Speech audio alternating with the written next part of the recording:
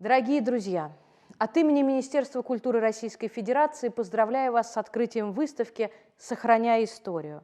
К столетнему юбилею реставрационных мастерских Русского музея подготовлена уникальная экспозиция. Она рассказывает о кропотливой работе музейных реставраторов, о сбережении нашего культурного наследия. Сегодня сотрудники службы реставрации музейных ценностей продолжают эти традиции. Талантливые мастера неустанно трудятся над восстановлением шедевров искусства. Хочу от всей души поблагодарить вас за преданность избранному делу и столь трепетное отношение к отечественной культуре, а всем зрителям выставки пожелать незабываемых впечатлений.